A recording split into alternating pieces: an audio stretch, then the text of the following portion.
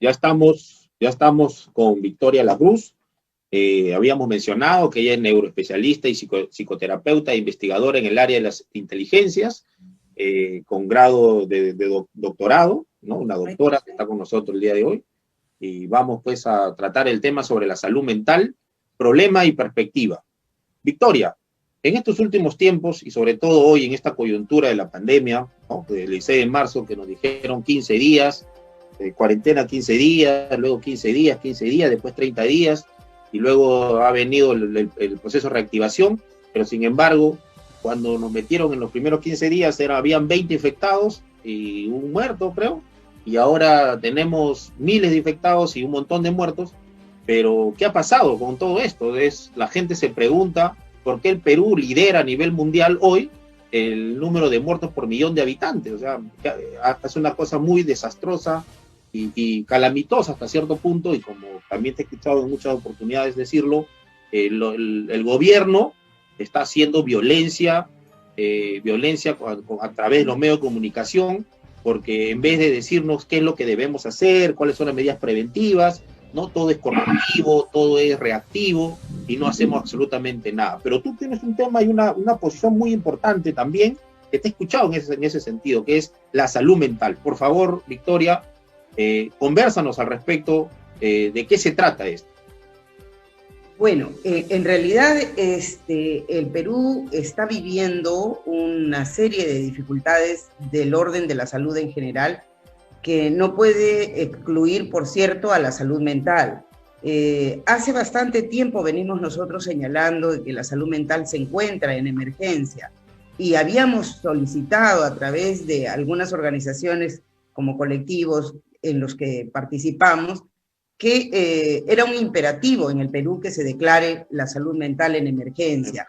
¿Por qué pedíamos que se declare la salud mental en emergencia? Porque entendemos que la salud mental, así como todos hemos descubierto que la salud en el Perú se encuentra en franco declive y la crisis sanitaria la hemos enfrentado todos justamente desnudando esta vulnerabilidad que tenemos en el Perú como sistema. Y dentro de este sistema de salud, obviamente no está exenta la salud mental. Si esto ya veníamos presentando como una grave dificultad, también es importante subrayar que la salud mental en particular, que es lo que nos ocupa, está enfrentando desde hace mucho tiempo indicadores de violencia que van creciendo imparablemente. Las políticas del Estado en relación con la violencia, que francamente están casi segmentadas básicamente en el esfuerzo que viene desarrollando el Ministerio de la Mujer, y entendiendo a la violencia como la violencia intrafamiliar, como la violencia sexual, cuando la violencia es en realidad una manera de responder. El ser humano responde con violencia porque no encuentra otra manera de responder. ¿Por qué razón responde la violencia? ¿Por qué razón el ser humano responde con violencia? Ante la impotencia de todo lo que vemos todos los días, es la única reacción natural. Eso es lo que estoy diciendo. Claro, es una manera de expresarse. Cuando la gente no encuentra otra manera de expresarse, porque por diferentes razones de carácter individual o familiar, muchas personas tienen escasez en el recurso para emplear cualquiera de ellos en comunicarse. A veces esta falta, esta ausencia, este déficit comunicacional de las personas terminan orientándolas al ejercicio de la violencia. En ese sentido, Victoria, el carácter es de alguna forma con la que nosotros venimos al mundo, ¿no? Pero es la educación primaria y secundaria, y en su deficiencia, que en vez de ayudar, al contrario, muy por el contrario, tenemos los problemas que tenemos, ¿no? Creo que por ahí viene también el tema, ¿no? El tema en realidad, es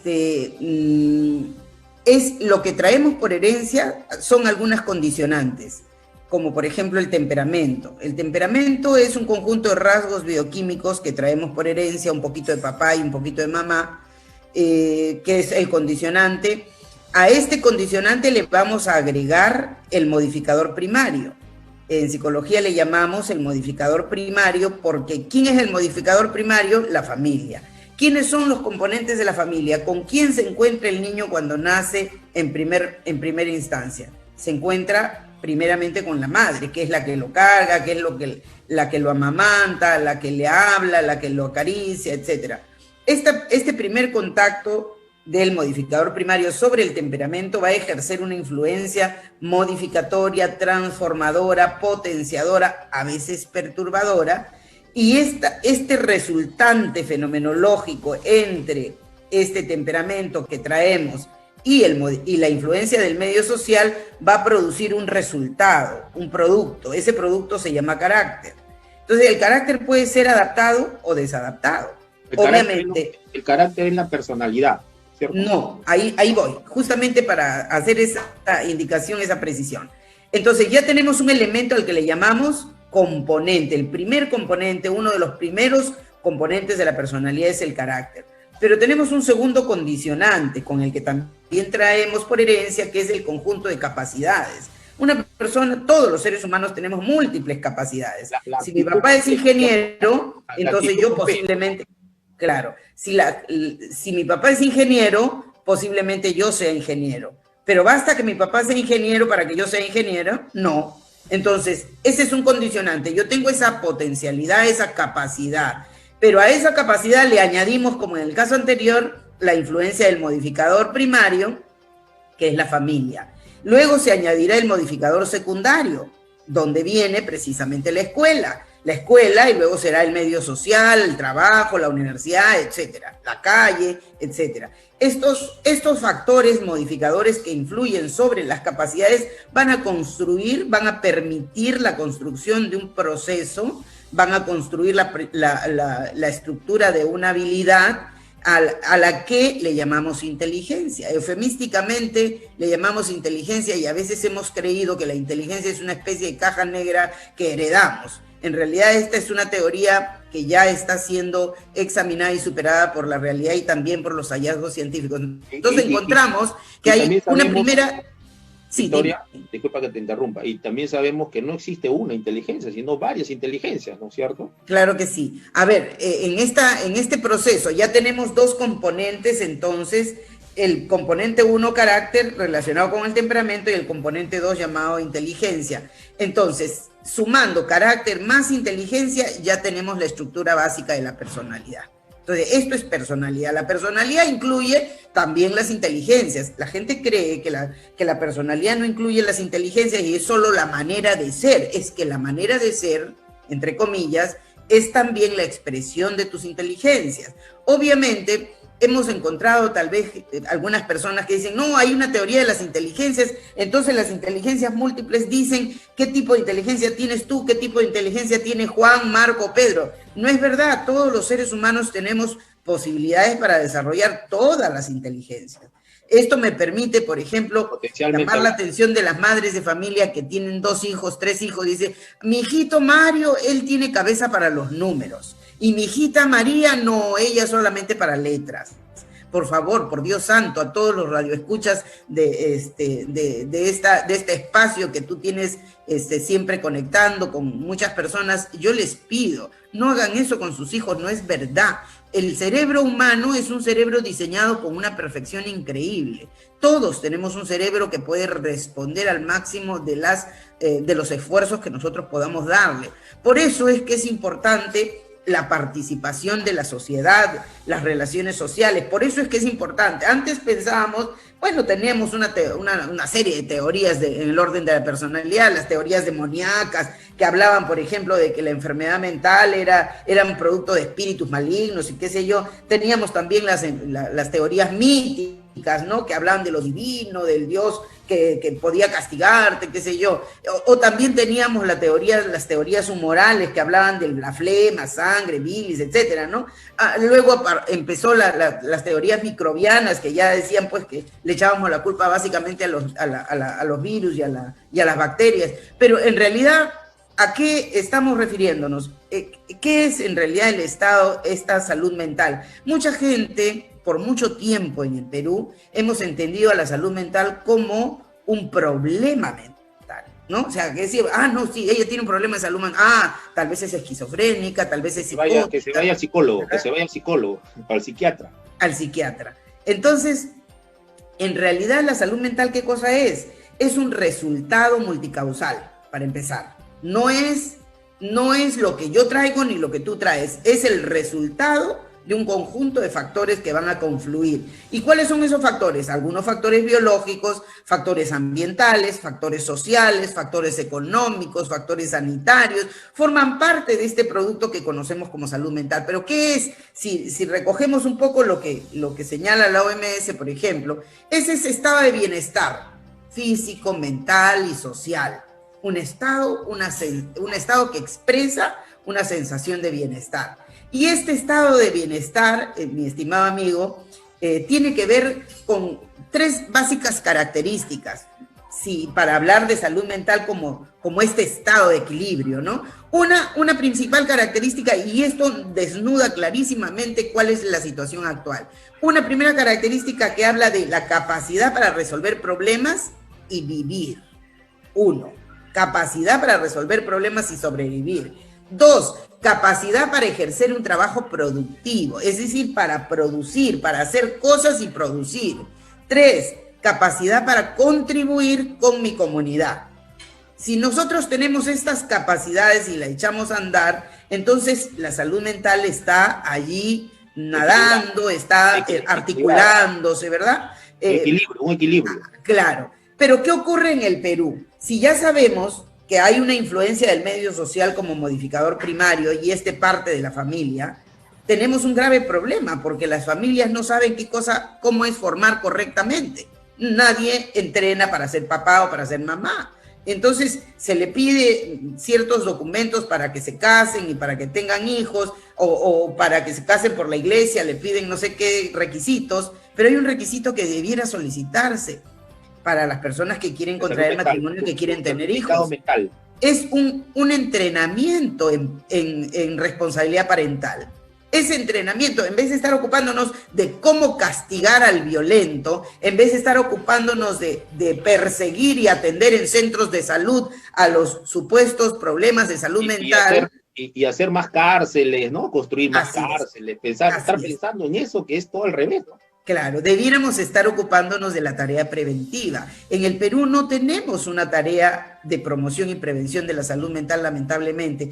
Fíjate, el 85%, en América Latina, el 85% es la brecha en salud mental. O sea, la salud mental es la última rueda del coche. El 85% en América Latina y el 80% en el Perú. 80% en el Perú es la brecha de atención en salud mental. O sea, entonces dime tú si no estamos en emergencia, por Dios santo. Si el 80% es la brecha, eso significa que cuantísima gente no está siendo atendida en el área de la salud mental. Fíjate, en el mundo... Victoria, y eso produce el ser ¿cómo se llama? Psicópata, ser bipolar. ¿Cómo influye este tema de la salud mental en la personalidad y cuáles son sus frutos, cuáles son lo que finalmente tenemos en esta sociedad y que no sabemos? Fíjate, hay un dato que es absolutamente dramático. El 50% de los trastornos mentales se inicia antes de los 14 años. Wow. Fíjate cómo es el detalle tan singularmente importante. Yo recuerdo a Oliver Sacks, decía, nosotros tenemos una historia biográfica, una narración interna. Cada uno viene o vive con una narración. Es decir, cada ser humano en el curso de la vida va construyendo una narración de sí mismo, una explicación de tu etiología, de tu desarrollo. Cada uno tiene una idea de quién es, de qué cosa quiere, pero el problema principal, así como decíamos, el modificador primario y la familia, ya tenemos un problema. Y las familias no estamos exentas de lo que ocurre en el entorno. ¿Qué ocurre en el entorno? En el entorno ocurre grados de violencia extrema que no detenemos, que no hemos detenido hasta el momento, que hemos fracasado gravitantemente. Los feminicidios aumentan, ¿no? Y nunca reducen. Así es, no se han reducido, ni siquiera se han detenido. En los tiempos de violencia, en los tiempos de cuarentena, por ejemplo, han aumentado más todavía. Feminicidios han ocurrido intentos de feminicidio, y este es un panorama increciente que no está siendo detenido porque está mirado de una manera tangencial. La salud mental debe ser tratada de manera transversal, debe corresponder a un eje transversal que precisamente atraviese todos los sectores, y la mejor manera de demostrar que atraviesa los sectores es que tenga un presupuesto específico para salud mental. La verdad es que, por ejemplo, el presidente anunció 154 nuevos centros de salud mental comunitaria para este último tramo, lo cual me parece un buen esfuerzo. Sin embargo, creo... Pero, Victoria, pero el presidente del año pasado dijo voy a hacer 50 colegios, voy a hacer hospitales, pero este presidente no hace nada, ni uno ni el otro, ¿no? Yo no creo que haga esos 100. Sería genial que esos 150 centros de salud mental se hagan, de verdad. Pero claro, la verdad no creo que lo vaya a hacer. Pero al margen de ese detalle que en realidad pudiera ocurrir, pudiera cristalizarse esos 154 centros de salud mental comunitaria, el problema principal en el Perú es que los centros, los hospitales pueden existir. Claro que ya sabemos que la visión, digamos, hospitalizante para atender los problemas en salud mental parten de una mirada, de una forma de comprender las cosas, ¿no? Si insistimos en que los problemas de salud mental constituyen trastornos, entonces ya tenemos un grave problema. Si no nos ponemos de acuerdo en este punto medular, si no nos damos cuenta que la violencia es un problema de salud mental. Yo escuchaba a alguien hace unos días expresar una opinión respecto de que la violencia no es un problema de salud mental. ¿Cómo es posible que entendamos que la violencia no es un problema de salud mental? Si entendemos que la salud mental es un estado de equilibrio, de bienestar, la violencia es una falta, expresa una falta de recursos para comunicarse, para interactuar, para asumir responsabilidades. Y esto pasa por la importancia de la intervención de la familia y la importancia de la intervención de la escuela. Si la escuela sigue siendo la escuela que tenemos hoy, pues no tenemos salida.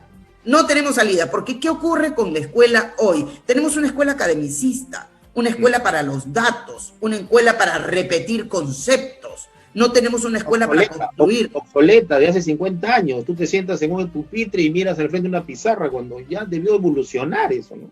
Así es. Y fíjate, este tema es importante subrayarlo porque la pandemia nos ha orillado a una situación en el que se evidencia la falencia en la comprensión de cuál debiera ser el objetivo de la educación en el Perú. Por ejemplo, sabemos todos, estamos haciendo teletrabajo, estamos haciendo teleestudio, educación virtual, se hace educación a distancia, está haciendo el Estado con los chicos en la escuela primaria, secundaria, en la universidad también. Entonces, pero fíjate cuán tan insignificante puede ser para el Estado y para las autoridades en el Poder Ejecutivo entender la salud mental, que al aplicar estudios dirigidos por vía virtual, no se ha considerado algunos aspectos que son importantes y que debo obligadamente señalar. Por ejemplo, si una persona se sienta a trabajar en la computadora o se sienta a mirar el programa Aprendo en Casa 1 hora, 2 horas, 3 horas continuas, estamos poniendo en peligro el comportamiento y la salud cerebral. ¿Por qué estamos poniendo en peligro la salud cerebral? Y esto, obviamente, dime, Dios santo, si ponemos en peligro la salud cerebral, ¿no estamos poniendo en peligro también la salud mental? La salud mental, la mente es el resultado de esta estructura orgánica llamada cerebro.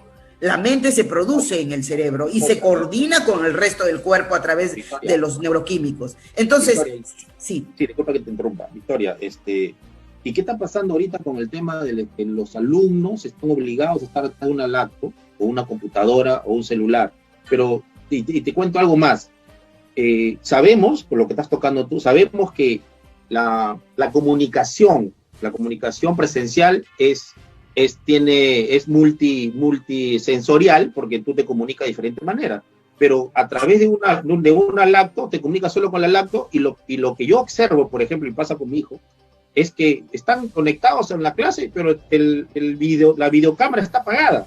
Y el profesor habla, y los alumnos están haciendo otra cosa, y lo que están haciendo es llenar de tareas.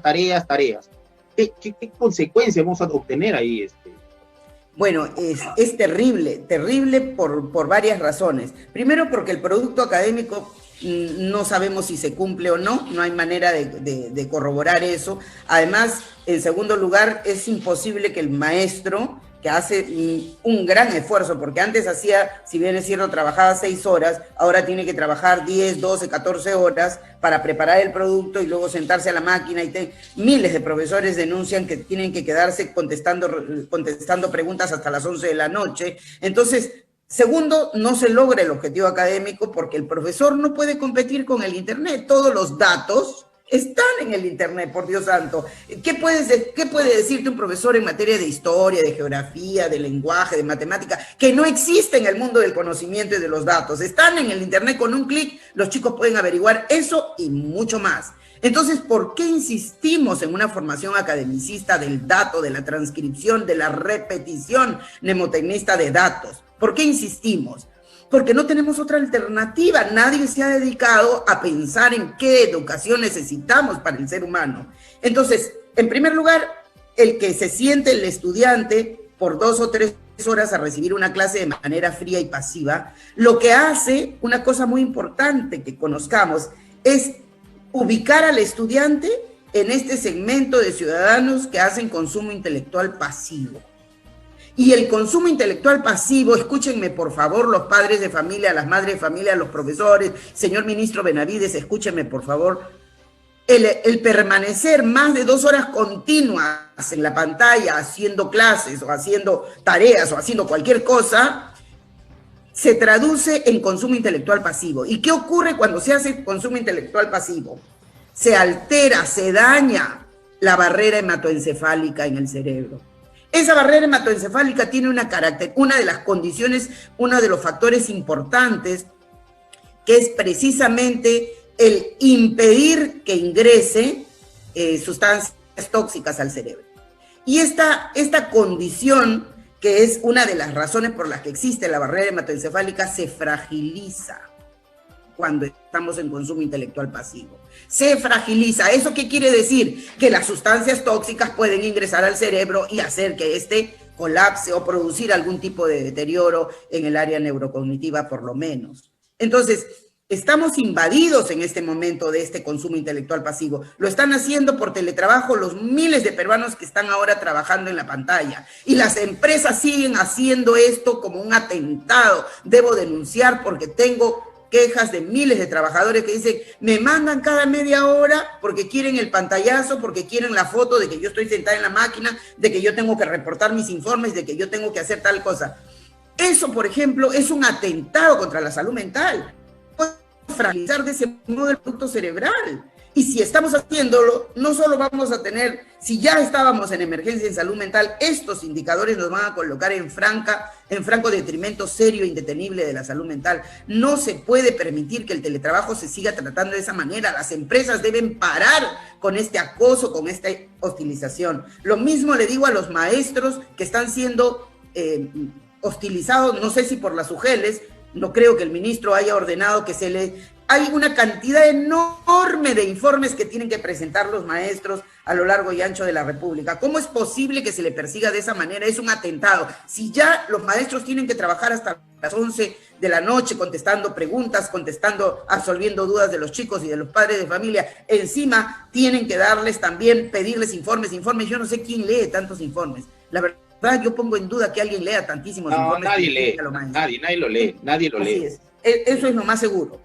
Entonces, fíjense cómo estamos recibiendo este atentado del medio social. El medio social nos ataca, nos ofrece, ya tenemos, por el tema de la pandemia, ya tenemos un grave problema que es el miedo. El miedo que hace que nos afectemos seriamente y que nos afectemos en un punto en el que tan grave que puede generar alteraciones en el estado neuroquímico porque... Victoria, sí, antes sí, que sigamos al siguiente punto, que me parece que hay un buen desarrollo, quiero que...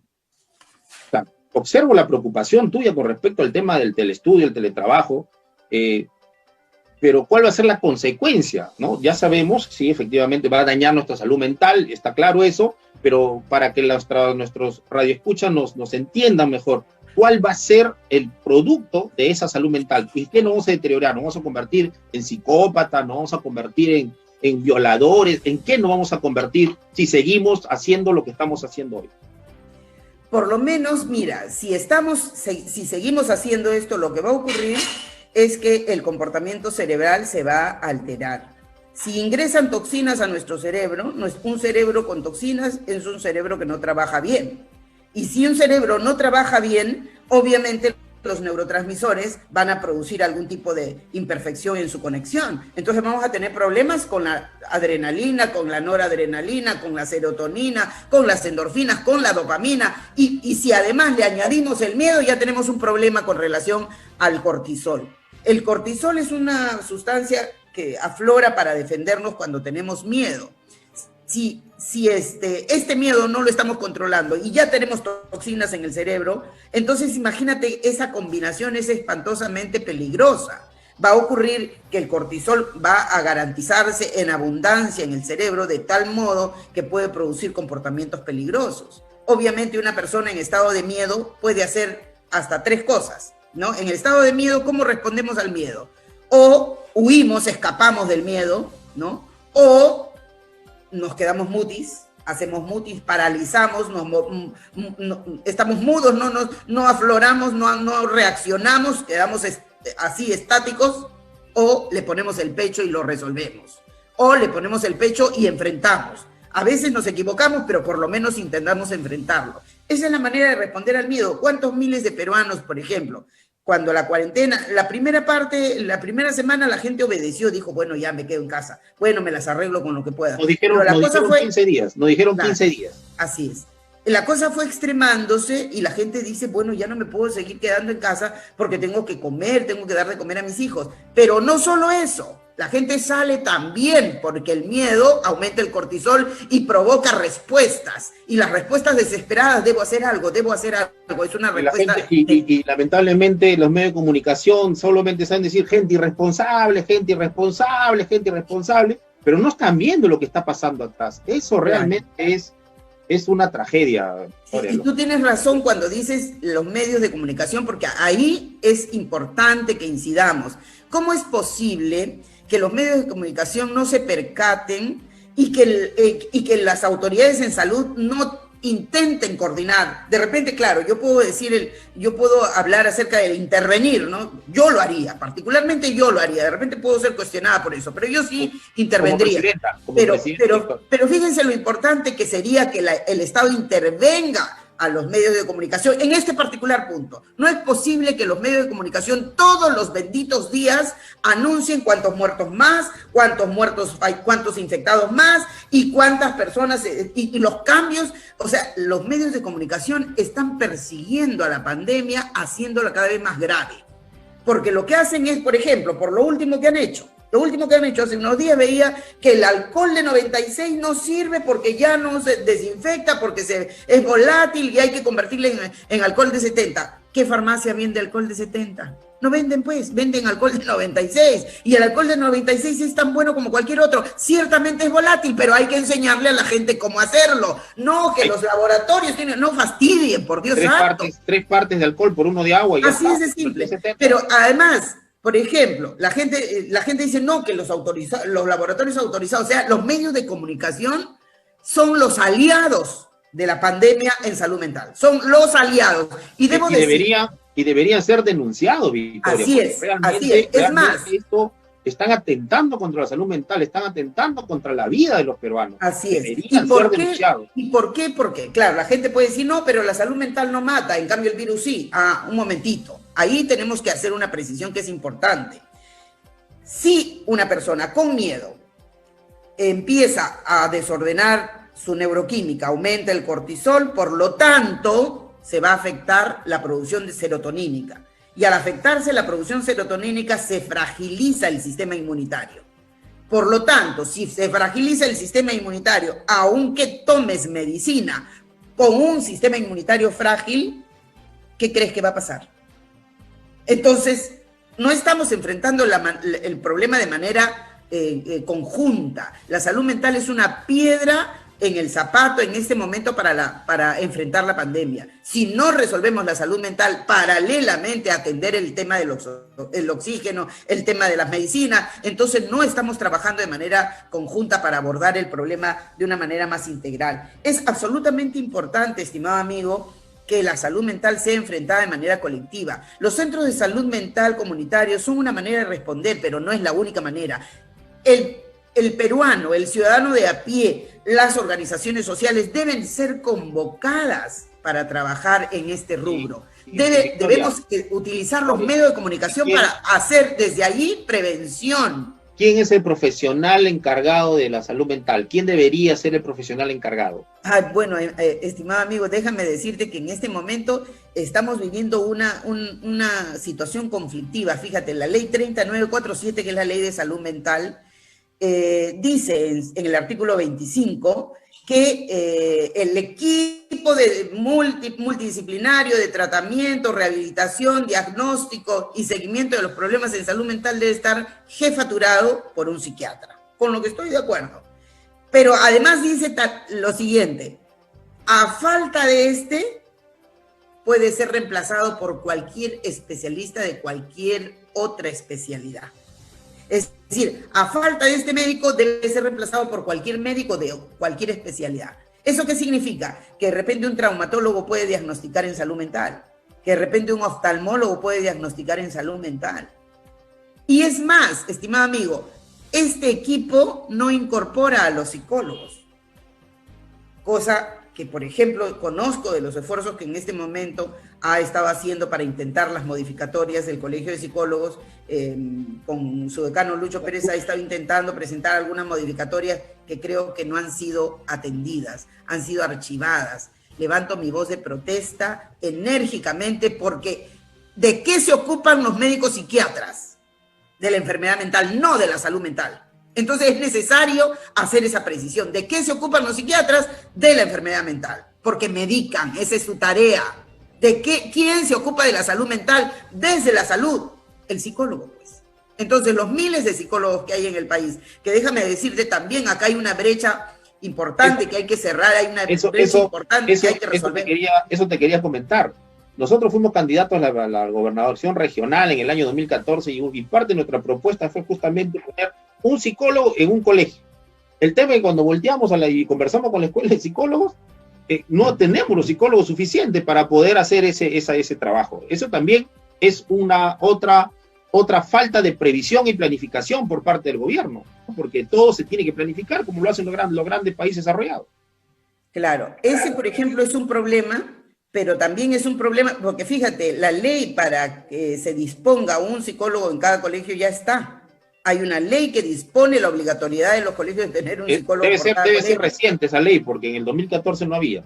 Pero sin embargo, mira, el detalle es o sea, si bien es cierto, la ley dice que debe haber un psicólogo por colegio, nunca se ha cumplido, ni siquiera medias, ya, que no sean todos los colegios porque no alcanzan los psicólogos, pero al menos que lo tengan pues los colegios del Estado más grandes. Pero no se alcanza, no hay una coordinación con el Colegio de Psicólogos, no hay un trabajo coordinado con las universidades producen profesionales que les da la gana a las universidades para no resolver que es una demanda del país. Entonces, obviamente tenemos problemas, y no solamente ese es el problema, tenemos un problema de formación académica también.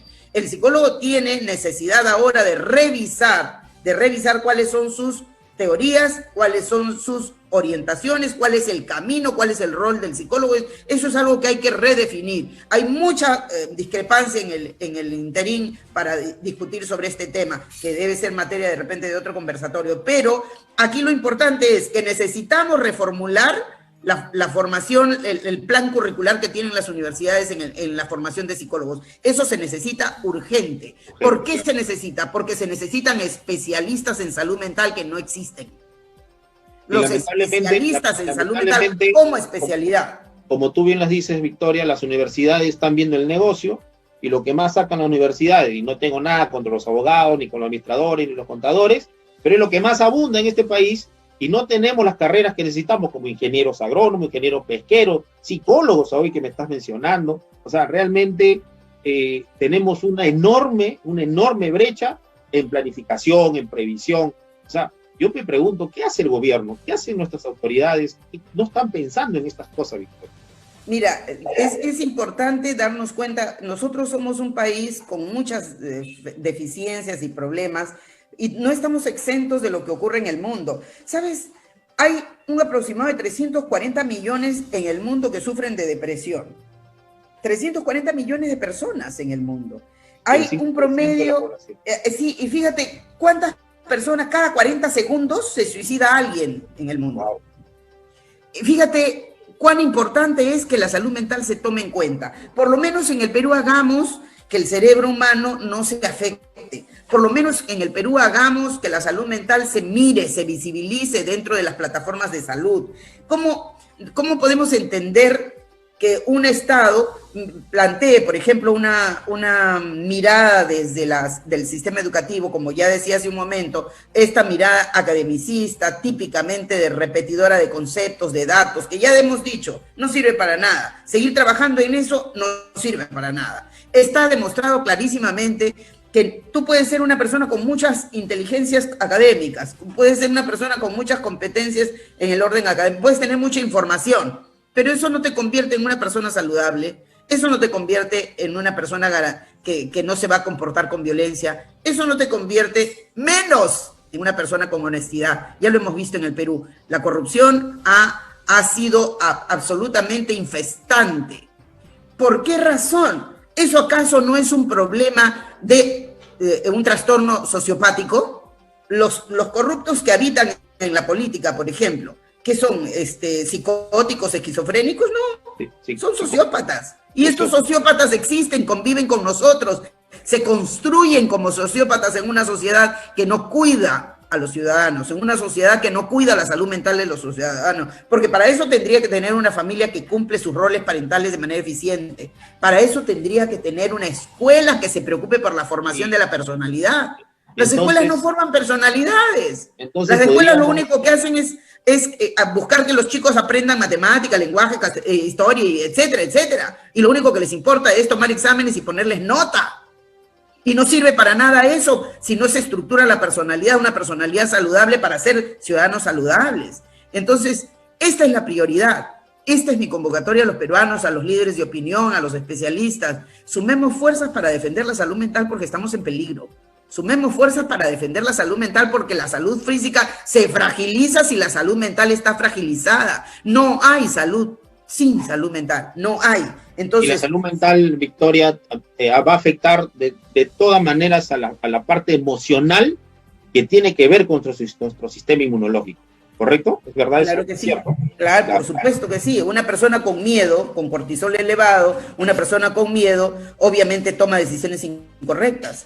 Toma decisiones incorrectas precisamente porque el miedo no le permite razonar con equilibrio. Cuando sube el cortisol de una manera determinante, entonces las endorfinas, que son las sustancias que nos hacen sentir feliz, disminuyen. Esa persona se siente infeliz, se siente deprimida, se siente desordenada. La dopamina también, por consecuencia, la dopamina al reducirse, la persona siente que no le satisface nada, quiere más, busca porque no se satisface con nada. Y entonces ahí tenemos problemas graves. Por eso decía, los problemas en el orden de la salud mental aparecen desde antes de los 14. Tenemos una juventud que no puede, está fragilizada porque no puede controlar esta producción dopamínica que la pone en riesgo. Y entonces hay una responsabilidad, hay una corresponsabilidad de la sociedad. Los padres de familia tienen una función como modificador primario, la escuela como modificador secundario. La escuela no puede abdicar de su tarea para formar personalidad. Y gracias a este sistema, la escuela ha abdicado de su tarea de modificador secundario. Ya no tenemos escuelas que modifiquen, ya no tenemos escuelas que modelen. Bueno, claro, me dirán algunas escuelas, no, disculpe, yo sí hago mi trabajo, yo sí cuido, yo sí doy valores. Perdón, eso es un saludo a la bandera. Porque, ¿qué ocurre? En la escuela A forma lo que quiere, la escuela B forma lo que quiere, la escuela Z, por cada quien, dueño de escuelas, forman lo que les da la gana. Y la escuela nacional, idem, forma de acuerdo al director de la escuela. ¿Qué quiere el director de la escuela? Eso es lo que forma. Existe un plan nacional de educación que me gustaría que se revise. Porque si bien es cierto, necesitamos definir qué tipo de ciudadano queremos formar, no estamos viendo resultados. ¿Qué tipo de ciudadano queremos? ¿Un ciudadano repetidor? Porque una escuela academicista es un ciudadano repetidor. Claro, y lo peor, Victoria... Te cuento, por ejemplo, una anécdota en la universidad, sí. Te cuento, los chicos, los alumnos de la universidad los que recién me conocían, yo siempre les pregunto para el examen. Les voy a tomar el examen, ustedes escogen con laptop, con libros o sin nada. No, pues con laptop, con libros, ¿se puede? Sí, ya, muy bien, entonces traigan, muy bien. Todo el mundo trajo su laptop, sus libros para dar el examen. Les apliqué un examen para razonabilidad, porque sería insensato de mi parte que les tome pues para pregunta-respuesta, ¿no? Tipo. Entonces les tomé un examen para razonabilidad con lo que habíamos trabajado. Todos reprobados, -5, -7, alguno por ahí el más con 10. ¿Qué pasó? ¿Qué es problema de los alumnos? No es problema de los alumnos. Entonces tuve que regresar con los exámenes y les mostré, mire, todos los resultados, todos están jalados. Entonces lo que vamos a hacer es eliminar este examen y cambiar al examen tradicional. Ahora les voy a tomar memoria. Entonces el otro examen es, ¿qué significa, por ejemplo, salud mental? ¿Qué significa, por ejemplo, tal cosa? ¿No? Conceptos literalmente aprendidos de memoria. Y bueno, ahí se sacaron muy buenas notas todos. ¿Y esto por qué? Porque, claro, no, porque tienen memoria, porque usan su memoria. ¿Por qué responde así? ¿Porque eran ellos los deficientes? No, deficiente es el sistema educativo que venimos teniendo todos estos años de vida republicana. Y te cuento, y a raíz de tu anécdota, también yo te cuento una anécdota. Yo también soy docente en alguna academia de las certificaciones de gestión, y por ejemplo, los exámenes que yo hago igualito que tú, con todos sus apuntes, sus cuadernos, con todo.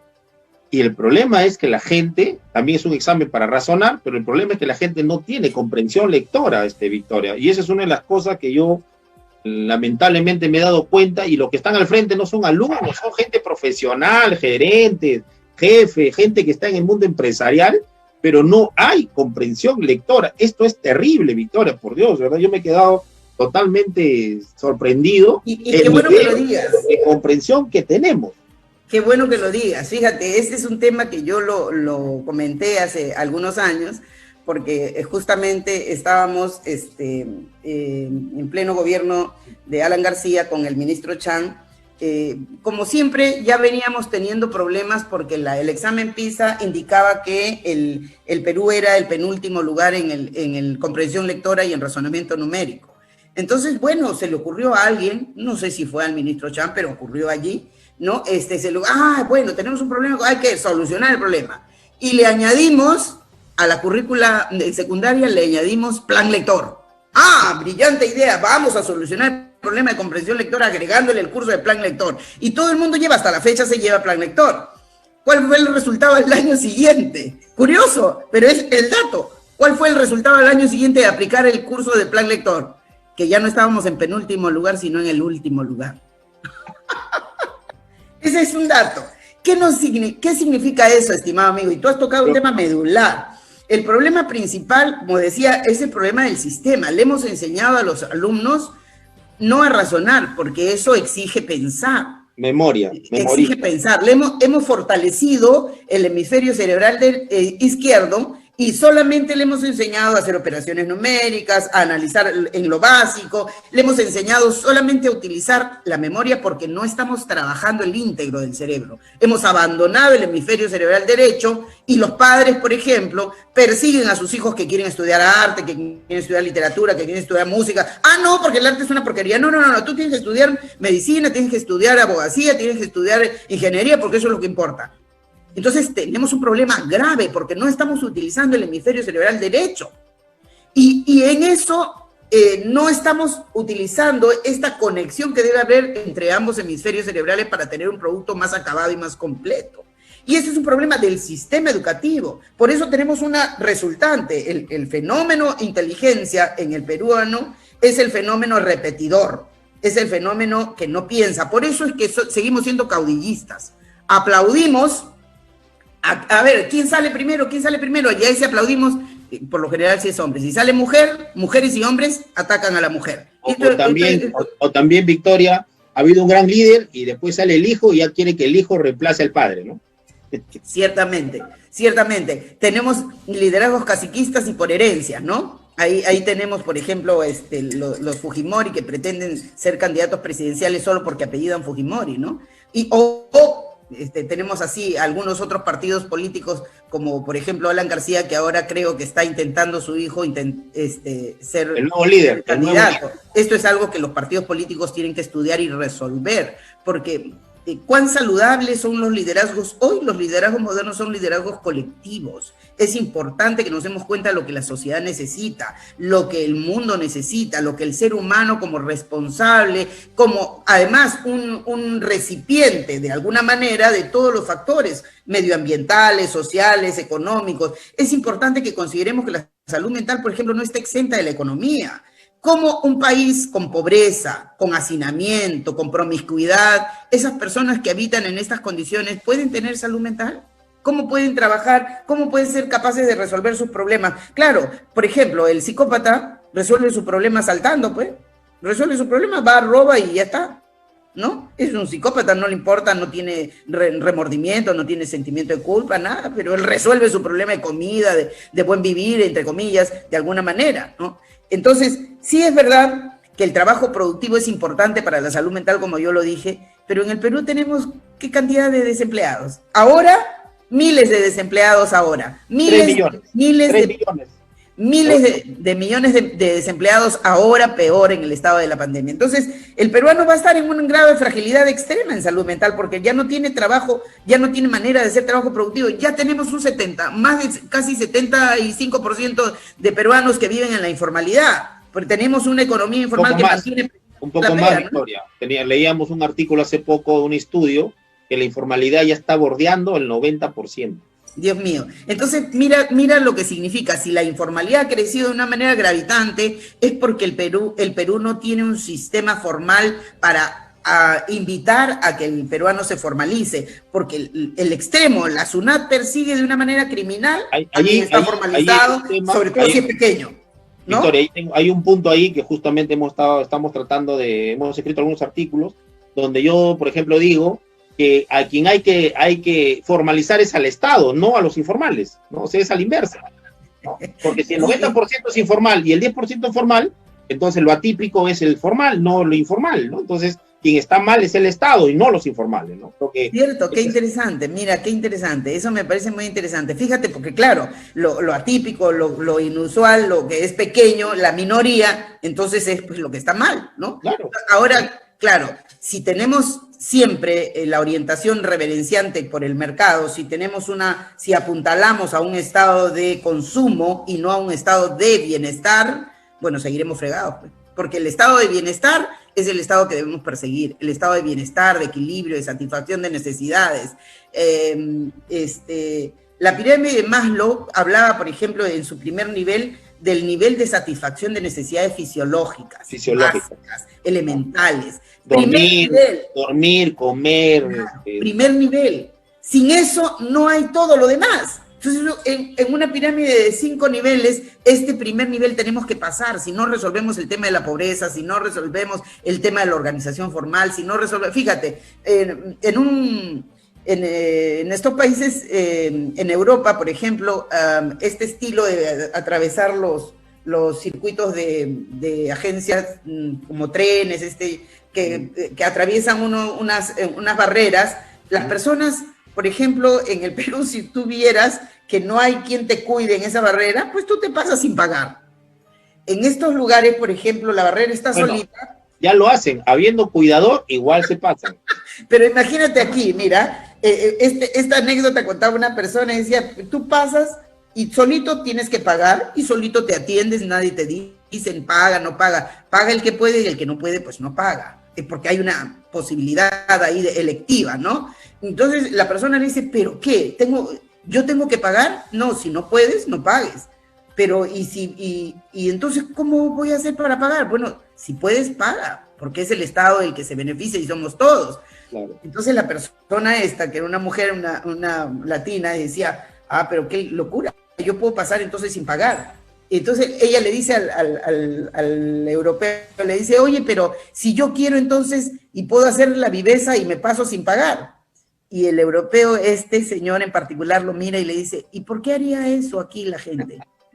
¿Por qué haría eso? Claro, no entiende, porque aquí vivimos un estado de moral heteronómica, ¿no? Esta moral heteronómica que la educación, el sistema educativo permite, estimula y fortalece, por eso tenemos tanto corrupto, porque es esta moral que dice, me porto bien si me miran, no robo si me están vigilando. En el colegio necesito un auxiliar que me vigile para no portarme mal. Necesito que el director, el jefe me esté supervisando para hacer mi trabajo. Si no, me doy a la bartola, no trabajo, soy irresponsable, qué sé yo. Los trabajadores del Estado se pintan, hablan por teléfono, usan su celular, entran a sus redes sociales mientras no los vigilan. ¿Eso cómo se llama? Moral heteronómica. Esa es la razón de por qué tenemos tanto corrupto en el país.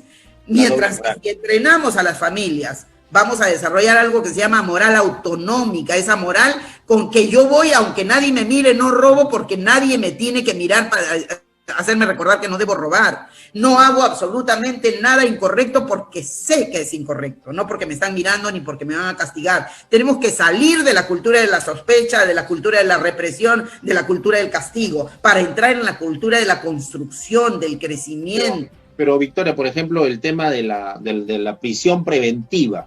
O sea, te meto preso para que tú no demuestres tu inocencia, sino tu no culpabilidad.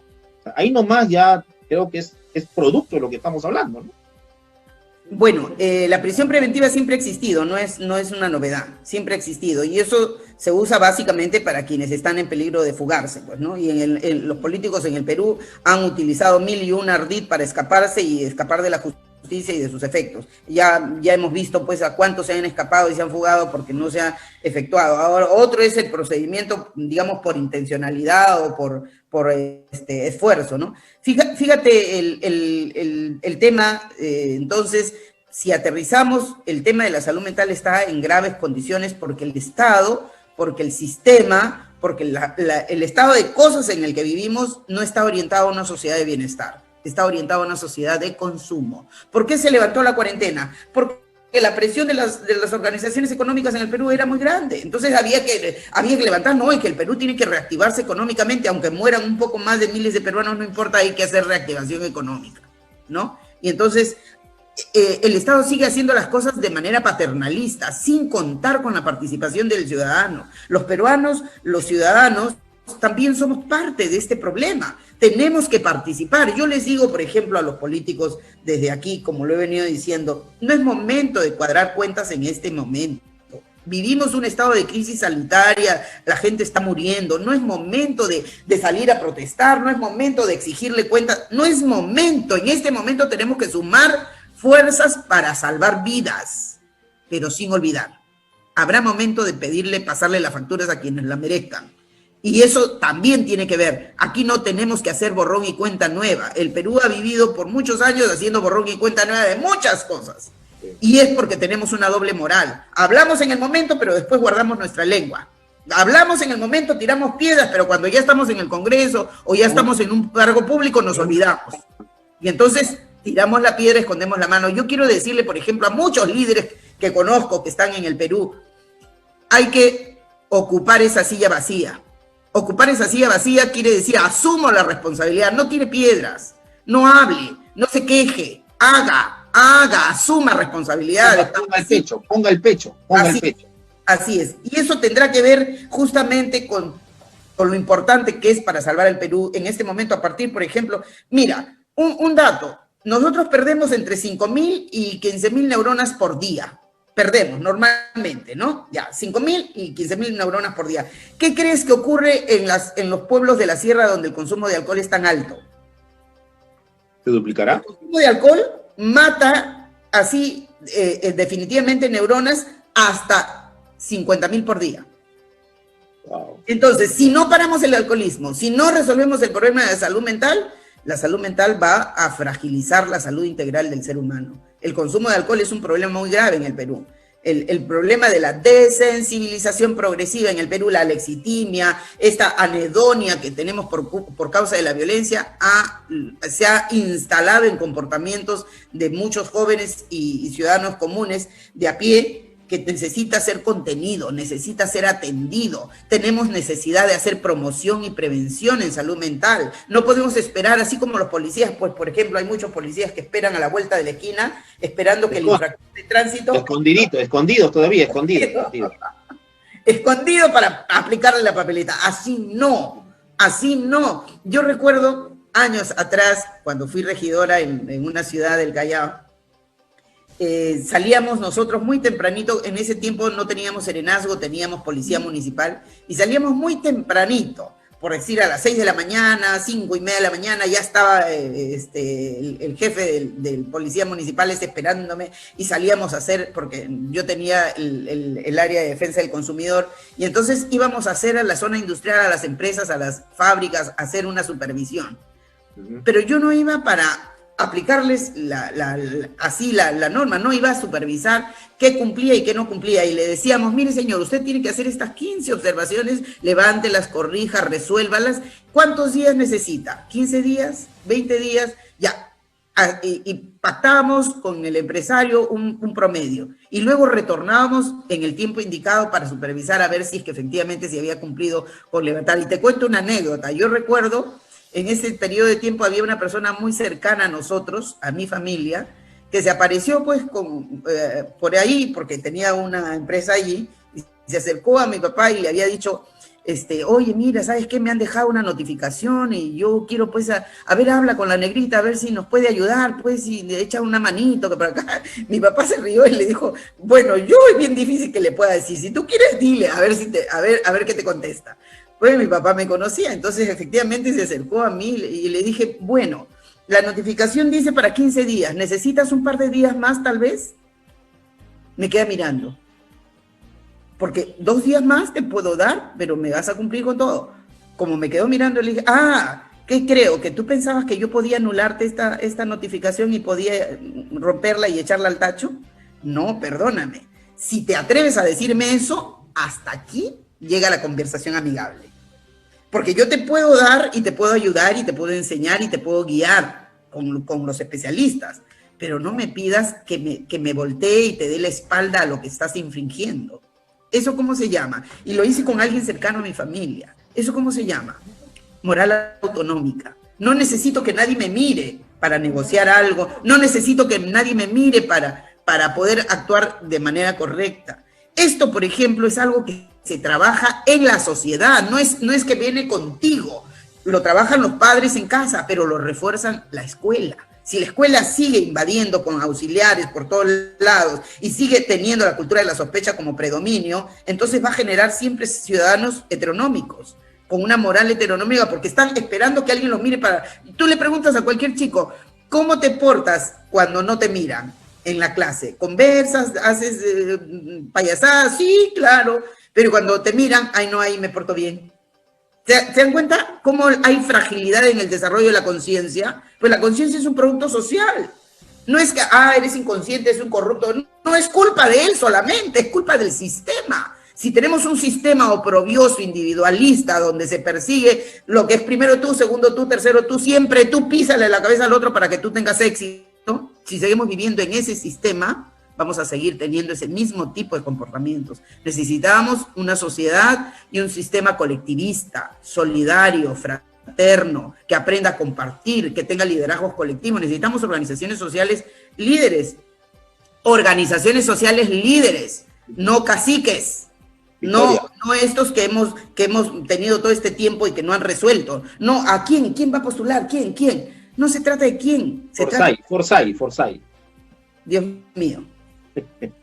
Victoria, ya para entrar en la última parte, he escuchado atentamente todo, de verdad, muy importante, muy interesante. Me quedó un tema que tú hablas de la familia como eje medular, como eje principal de todo este tema de la formación de la salud mental.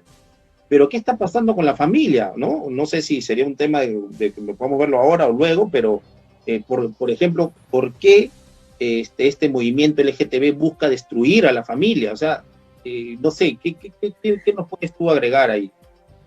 Bueno, como bien dices, este es un tema que deberíamos tratar con prolijidad en otro momento, pero es cierto, la familia necesita ser protegida. La familia como estructura, como organización en el que hay un propósito, cautelar a los miembros de la familia. Los padres pueden ser de repente heterosexuales, de repente, o homosexuales, pero si ejercen un rol parental responsable, porque déjame decirte, el Perú es esencialmente, de forma mayoritaria heterosexual, pero tenemos problemas de violencia tan criminal como los que tenemos. Entonces, la heterosexualidad no es una garantía de que te portes bien y de que la familia haga su tarea. Es el sistema que tenemos que resolver, el sistema, el estado de cosas, que debe mirar la participación de la familia y que debe ser corroborado de manera responsable, sensata y además de manera muy científica con la escuela. La escuela tiene que formar personalidades saludables. Todo el problema se resolvería si nos ocupamos de formar personalidades saludables. La personalidad que no es saludable va a terminar en comportamientos anómalos. Las personalidades saludables tendrán entonces un comportamiento que se ajuste a las necesidades, a las demandas del medio social, al trabajo productivo, al estudio, al autocuidado. Necesitamos generar, por ejemplo, compromiso de los seres humanos desde el Estado para el autocuidado. ¿Alguien nos enseña a cuidarnos? No, necesitamos la ley. Claro, nos preparamos contra el violentador, porque denuncias, qué sé yo, esperas que exista el violentador para poder entrenar a la gente para defenderse. No, enseñen el autocuidado, ¿no? El autocuidado. Y esto depende mucho de los pensamientos. Y esto es importante, estimado amigo. ¿Cómo se producen las emociones? Con los pensamientos. Y los pensamientos, ¿dónde se producen? ¿Cuál es la base orgánica de los pensamientos? El cerebro. Y entonces, si tú al cerebro, justamente, le echas a través de los órganos de los sentidos, ojo, oído, nariz, boca, tacto, todo lo que entra a tu cerebro se convierte en materia prima. Seguimos teniendo una televisión embrutecedora, seguimos teniendo medios de comunicación que embrutecen en vez de que eduquen, seguimos teniendo escuelas que solamente nos enseñan el 1 más 1, 2. Entonces, tenemos un cerebro sin una materia prima valiosa para trabajar ese producto que se llama pensamiento y esas emociones en coordinación. Si trabajásemos, mira, acá hay un dato importante que yo no quisiera irme sin mencionarlo. Entre los 7 y los 14 años se entrena la corteza prefrontal. ¿Y sabes cuál es la tarea de la corteza prefrontal? Básicamente, su trabajo es filtrar las respuestas de la amígdala cerebral. La amígdala cerebral es donde se cocinan las emociones, el impulso, por ejemplo. Cuando alguien me critica, yo salto al cuello y le contesto con una frase hiriente. Eso salió directo de la amígdala cerebral. Pero si tenemos una corteza prefrontal entrenada, fortalecida, entonces hace su tarea y le dice un momentito, cálmate, respira, no metas la pata, tranquila, aguanta, para tu carro. Entonces... Cuenta hasta 100, cuenta hasta 100. Claro, entonces hace su tarea de filtro y entonces la amígdala cerebral toma su tiempo y, por ejemplo, es un dato importante saber que la amígdala cerebral en el hombre es un poco más grande, ¿no? Entonces, fíjate, hay detalles que hacen que nosotros nos demos cuenta de que el cerebro responde, pero por efecto del entrenamiento. El producto personalidad, el producto inteligencia son resultantes fenomenológicos. Entonces, no es que yo vengo con mi inteligencia, no es que yo vengo, no, ya sabemos, traemos capacidades. En ese entrenamiento, en esa influencia vamos a producir ese resultado concomitante. Y entonces, si necesitamos una sociedad saludable, construyamos personalidades saludables. No nos ocupemos nomás de miradas académicas, porque eso no nos va a dar la felicidad ni la salud mental. Entonces, es tan importante que las escuelas trabajen personalidad, porque mira, de 7 a 14 años, ¿dónde está la mayor parte de su tiempo el primaria y secundaria? Está en el colegio. Entonces, el colegio tiene que cumplir su papel de modificador secundario y tenemos que presionar para que exista un sistema educativo que indique qué tipo de ciudadano queremos formar. Si no nos ponemos de acuerdo en eso, vamos a seguir teniendo esta falencia. Es muy importante desarrollar, los factores protectores están en relación con los cuidados parentales, está en relación con escoger correctamente la pareja, está en ser capaz de hacer apoyo social, está en políticas sociales, pero no políticas asistenciales nomás, sino políticas de participación comunitaria. Necesitamos sensibilizar a la gente respecto de lo que debe y no debe hacer. ¿Por qué la gente no obedece? Porque no tiene entrenamiento en desarrollar conciencia. ¿Quién lo ha entrenado? Bueno, lo podemos saber un poco por los profesionales, que estamos más o menos entrenados, pero la gente de a pie, ¿por qué respondería así si nadie lo ha entrenado para eso? Está entrenado para responder de acuerdo a sus necesidades. Y entonces sale, pues no le importa, no usa mascarilla, qué sé yo, hace lo que quiere porque está defendiendo sus necesidades, su primariedad se pone en evidencia. Pero no podemos cuestionarlo porque no hemos sido parte de la responsabilidad, no hemos colaborado para que esa conciencia se desarrolle. Entonces, entramos en factores de vulnerabilidad, ya tenemos los factores de vulnerabilidad, que es la personalidad con estos problemas, con estos defectos que el medio social nos permite, y tenemos relaciones sociales enfermas también, relaciones sociales que han hecho que se fragilice el producto final. Entonces tenemos gravedad en el área de la salud mental que no estamos atendiendo. Esto es absolutamente importante que nos demos cuenta y que miremos, sobre todo porque tenemos que saber que el 75% de nuestras acciones, estimado amigo, el 75% de nuestras acciones obedece a patrones subjetivos. Repetitivo, ¿no? Subjetivos, a patrones subjetivos, es decir, están acá.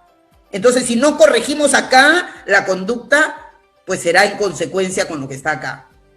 Entonces, hay que corregir acá, pero para corregir acá, el medio social tiene que hacer su parte de la tarea. Y en ese medio social está la familia, y está la escuela, y está la sociedad. Tenemos que eliminar esta televisión embrutecedora.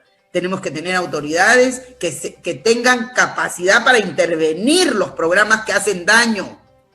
Porque no puede ser, pero no, es que la libertad, oiga, la libertad me destruye, la libertad, entonces ¿por qué es que persiguen a la ivermectina, al dióxido de cloro? ¿Por qué lo persiguen? ¿No dice que hay libertad? No, pero es que eso hace daño. ¿Y no hace daño la televisión embrutecedora? ¿No hace daño la comida chatarra? Sí hace daño. Entonces, para una cosa sí hay libertad, para otra no. Claro. Usemos la misma vara para medir todo, ¿no? Eso necesitamos que se viabilice, que se considere, que se tome en cuenta, estimado amigo. De repente, lenta, pero estos momentos creo que lo merecen. Muy bien, Victoria. Realmente muy aleccionador, muy interesante, muy claro sobre todo, y yo sé que la gente que nos está escuchando, creo que hoy va a tener un nuevo pensamiento, una nueva forma de ver las cosas, y sobre todo solo pedimos que la gente tome conciencia, como tú bien dices, desarrolle su cerebro prefrontal para que pueda, pues, definitivamente acatar las normas, las leyes, porque una de las cosas que adolece el Perú, leyes hay cantidad, ¿no? Todas las leyes habidas y por haber hay, bueno, también las hemos copiado y pegado de todo el mundo, pero están ahí, pero lo menos que hacemos es cumplirla, ¿no? Y nosotros cometemos el error de pensar, el gobierno comete el error de pensar de que se va a gobernar a través de leyes, de normas, y no es así. Se tiene que gobernar con la gente, con el pueblo, de la mano con la ciudadanía, para que de esa manera podamos salir adelante con todas estas cosas que nos atañan. Y creo que la pandemia, el coronavirus, ha venido a desnudarnos completamente todas nuestras falencias, y es la razón, y ahora entiendo también cuáles son las razones por las cuales estamos en primer lugar en número de muertos, infectados, en desobediencia, en miles de cosas, ¿no? Entonces, muy claro, Victoria, no sé, palabras finales, sí, yo conclusión que tú quisieras. Mira, no quisiera irme sin desperdiciando la oportunidad de decirle a los compatriotas que nos están escuchando que por favor, por lo menos desde nuestro lado, desde el lado individual, porque el colectivo depende del Estado y a ese nos tenemos que ocupar en otro momento, porque tenemos que ocuparnos de hacer que los políticos aprendan para desarrollar tareas propositivas en ese rubro, pero por lo menos en lo que nos toca individualmente, uno, cuide por favor su rutina personal, es decir, levántese, haga sus tareas, No diga, como yo no voy a salir, entonces me ando con pijama todo el día. No, organícese, cámbiese, alístese. Por favor, esto es protector de la salud mental. 2, sonría. Prenda la luz. Yo le digo prender la luz. Sonría por lo menos 10 veces en el día. No, es que yo vivo solo. Bueno, sonríase a sí misma. 10 veces al día por lo menos. ¿Por qué? Sí, dale. Porque la sonrisa es un mensaje para el cerebro. Cuando tú sonríes, el cerebro se percata y dice, está feliz. Y al entender ese mensaje, el cerebro empieza a aumentar la producción de endorfinas. Y entonces tú te sientes bien, con endorfinas y dopaminas, te vas a sentir un poco mejor y con esa producción aumentada, va a reducirse el cortisol, que es el factor miedo. ¿Correcto? El cortisol entonces se reduce y por lo tanto tu fragilidad también se va a reducir. Cuando el cortisol está subido, hay fragilidad. Entonces, si tú sonríes, aumenta la endorfina, aumenta la dopamina y baja el otro, y por lo tanto ya estás un poquito más fortalecido para enfrentar cualquier dificultad mayor. ¿Correcto? 10 veces al día por lo menos sonría. 3, por favor, cuide lo que entre a su cerebro. Usted tiene la puerta, usted tiene la llave, ojo, oído, nariz, boca, tacto, todo lo que entra a su cerebro, usted póngale freno, no mire películas de terror antes de dormir, por Dios santo. No mire películas de terror, no mire Matanza. No, mire, escuchen, por eso exigimos que los medios de comunicación dejen de atacar al ser humano hablando sobre la pandemia. Ya basta. Entonces, es muy importante que usted, que maneja su control remoto, apague, cambie, ponga YouTube, ponga videos, ríase, baile, cante. Este es el momento para que usted baile y cante. ¿Quién se lo va a impedir? ¿Alguien le va a impedir para que usted baile o cante en su casa? No, baile y cante, porque eso le da aumento de endorfinas a su cerebro. Maneje usted su condición de libertad individual en este momento para defenderse. Si usted tiene el sistema inmunitario fortalecido, una de esas patas del sistema inmunitario, mi estimado amigo, es precisamente la salud mental. Si podemos enfrentar el miedo desde nuestro lado, entonces el sistema inmunitario nos va a servir para enfrentar estos efectos dolorosos que estamos enfrentando. Piense positivamente. Y piense, dele la mano al que... Fíjate, hay una cosa muy importante que tiene una relación estrecha entre la solidaridad, la fraternidad y el cerebro. Cuando tú eres solidario, cuando le das la mano a alguien, cuando eres fraterno, ¿qué va a ocurrir? Que tu cerebro se va a llenar de oxitocinas, de amor por el otro, de la tolerancia, de la comprensión. Y esta oxitocina es prima hermana de las endorfinas, de la sensación de felicidad. Entonces tu sistema inmunitario se fortalece. La solidaridad es la variable importante para las conductas resilientes por eso. Entonces es muy importante que usted coja el teléfono, llame por teléfono a sus amigos, familiares, dígale cómo estás, te deseo bien, pero tú piensa positivamente, dele estas herramientas que les estoy compartiendo. Converse, muestre su interés. Esa solidaridad a usted le va a hacer más beneficio que al otro. También al otro, por supuesto, pero a usted mucho más. Entonces, mi estimado amigo... Dar para recibir, ¿no? Dar para recibir, ¿no? Así es. Muchas veces dando es que recibimos mucho más. Entonces es importante ser solidarios en este momento, por su salud cerebral, por su salud mental, por su salud física también. No existe salud sin salud mental. Esta es una cosa de la que tenemos que tener conciencia clara. Y bueno, estoy lista para conversar en cualquier momento. Escuche, por favor, defienda su cerebro, apague ese televisor y póngase a cantar. Si no, ponga YouTube, o si no, simplemente póngase a bailar con lo que, no es que yo vivo solo, pues con doble motivo, baile lo que le da la gana, pero baile. Entonces defiéndase, haga lo propio. Entonces usted tendrá una posibilidad más a la mano para defenderse positivamente. No reniegue, no pelee, no haga, por ejemplo, lo que he visto por las redes. Mucha gente pone, sí, desgraciado, miserable, maldito, ¿cómo no te mueres? ¿Por qué no renuncias? Ya habrá tiempo para cuadrar cuentas. No, defiéndase, por favor. Si usted deja discurrir esas emociones de rabia, lo que está haciendo es dándole patente de corso a su amígdala cerebral para que la destruya, porque su amígdala cerebral se va engordando en esas emociones y entonces, ¿dónde está su corteza prefrontal? Nada. Entonces su impulso va a aumentar el cortisol porque va a aumentar la rabia y usted se va a fragilizar. No es momento, hay que ser solidarios. Ahora ayudemos al vecino, al amigo, a cualquiera. No importa si es del otro lado, hay que ayudar. En este momento salvar vidas es importante, es la prioridad. mi estimado amigo, en esto debemos sumar todos los esfuerzos. Espero haber sido clara. Por favor, hay que hacer difusión de lo que hemos conversado en este. Muy agradecido, de verdad, pero muy interesante todas tus enseñanzas, tu conocimiento, tu expertise. Yo creo que esta no va a ser la única vez, vamos a tener que seguir conversando.